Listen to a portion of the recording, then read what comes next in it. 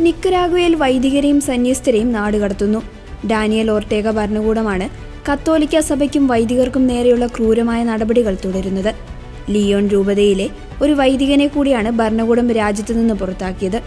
ഇതോടെ ഓർട്ടേഗ ഭരണകൂടം അധികാരത്തിൽ വന്നതിനു ശേഷം നിക്കരാഗ്വയിൽ നിന്ന് നിർബന്ധിതമായി നാടുകടത്തപ്പെട്ട വൈദികരുടെയും സന്യസ്തരുടെ എണ്ണം 309 ഉയർന്നുവെന്ന് മനുഷ്യാവകാശ സംഘടനകൾ റിപ്പോർട്ട് ചെയ്യുന്നു. ലിയോൺ രൂപതയിൽ സേവനമനുഷ്ഠിച്ചിരുന്ന വൈദികനെയാണ് ഒടുവിൽ ഭരണകൂടം നാടുകടത്തിയത്.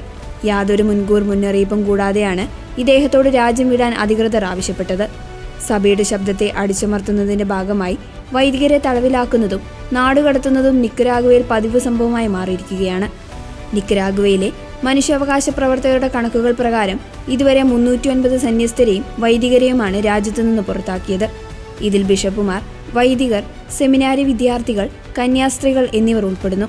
സഭയുടെ കീഴിലുള്ള റേഡിയോ സ്റ്റേഷനുകളും സന്നദ്ധ സംഘടനകളും സർവകലാശാലകളും ഭരണകൂടം കണ്ടുകെട്ടിയിരിക്കുകയാണ്. വിശ്വാസ സ്വാതന്ത്ര്യത്തിനു മേലുള്ള നിക്കരാഗ്വൻ സർക്കാരിന്റെ ഈ കടന്നുകയറ്റത്തിനെതിരെ വത്തിക്കാനും അന്താരാഷ്ട്ര മനുഷ്യാവകാശ സംഘടനകളും ശക്തമായ പ്രതിഷേധം രേഖപ്പെടുത്തി. എന്നാൽ സഭ ഭരണകൂട വിരുദ്ധർക്ക് ഒത്താശ ചെയ്യുന്നുവെന്നാരോപിച്ചാണ് ഒർട്ടേഗ സർക്കാർ ഈ നടപടികളെ ന്യായീകരിക്കുന്നത്. പല വൈദികരെയും വത്തിക്കാനിലേക്കോ അയൽ രാജ്യങ്ങളിലേക്കോ ആണ് നാടുകടത്തിയിട്ടുള്ളത്. സഭയുടെ ശബ്ദം ഇല്ലാതാക്കാനുള്ള ഭരണകൂടത്തിന്റെ നീക്കങ്ങൾ അന്താരാഷ്ട്ര തലത്തിൽ വലിയ ചർച്ചകൾക്ക് വഴിവെച്ചിട്ടുണ്ട്.